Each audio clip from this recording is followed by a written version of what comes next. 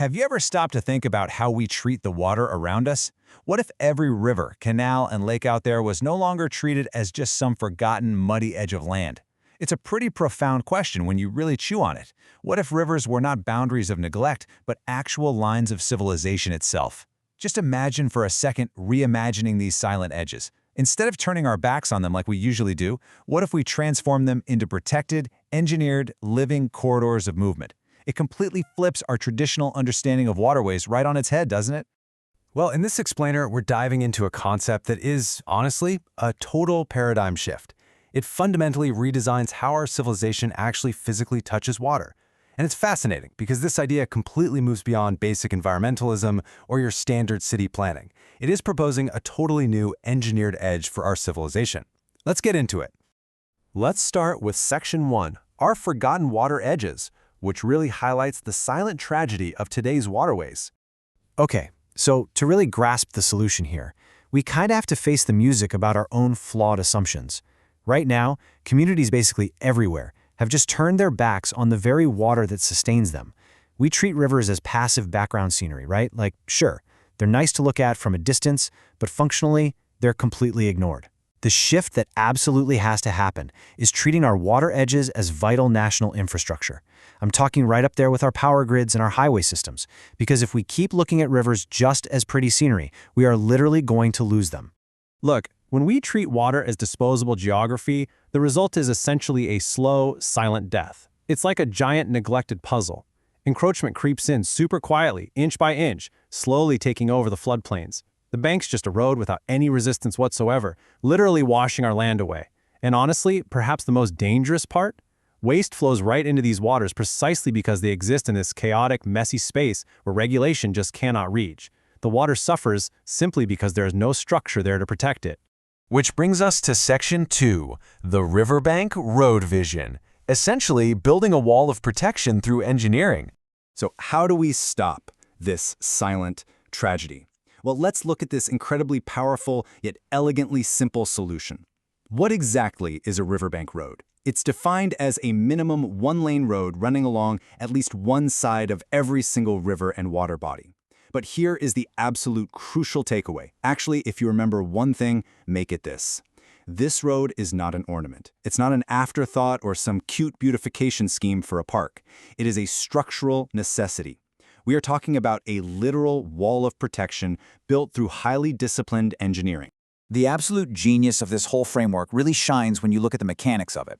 Where erosion once weakened the riverbanks, this road steps in and structurally stabilizes them. Boom, problem one solved. It draws a hard, undeniable physical line of defense against all that chaos and encroachment we just talked about. And finally, it turns what was an unreachable, messy wilderness into a manageable, protected asset. How? By creating a permanent access route so maintenance and intervention can actually happen immediately. Moving right along to Section 3, corridors of life and mobility, how we go from isolated systems to connected lifelines.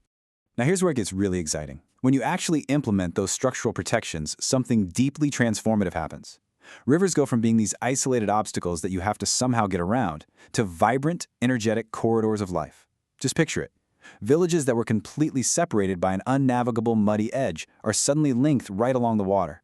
Farmers can move their goods with total ease. Emergency vehicles, they gain unprecedented access to areas where literally no access existed before. And everyday people, cyclists and walkers, can finally reclaim the landscape. The river edge becomes a lifeline for movement. It connects people instead of keeping them apart. Now, hold on a second. You might be hearing all this and thinking, okay, this sounds like some rigid, concrete ideology where we just pave over nature, right? Actually, scratch that. It is the exact opposite. What we are talking about here is a flexible engineering framework for water coexistence.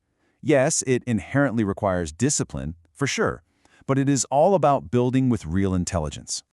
You see, flexibility is baked right into the DNA of this vision. It's local intelligence that actually dictates the implementation and design based on the very specific ecological needs of that exact area. For example, a tight ecologically sensitive area, that might only see a narrow path. Meanwhile, zones meant for heavy movement become wider corridors. And crucially, some vital ecological buffers are left completely untouched. The engineering adapts to the environment. It absolutely does not just conquer. Let's zoom out for Section 4, Defining Civilization's Boundaries, the philosophical impact of the river edge. When you really think about it, the philosophical impact of this concept is massive. It fundamentally alters our entire relationship with the natural world. Look at the logic here. By physically defining the edge of the river with infrastructure, we instantly define responsibility. We establish exactly where the human domain ends and where the water's domain begins. And by making that access structured and defined, we permanently eliminate the chaos of those neglected water boundaries. We finally stop treating our vital rivers like they are just disposable geography. So, what does this all mean for tomorrow? Just imagine the future of our rivers under this framework, no longer dying silently at their edges. Instead, they are monitored, they are protected, they are accessible, and they are totally alive with human presence. This isn't an invasion of nature, and it isn't exploitation. It is an intelligent, structural harmony, where water meets engineering and nature meets discipline. I want to leave you with a highly memorable, provocative thought from the source material that really hit the nail on the head for me. It says, because a society is not judged by the roads in its cities, but by how intelligently it builds its edges with nature. Think about that. The river edge is precisely where that intelligence is either proven or it's lost completely.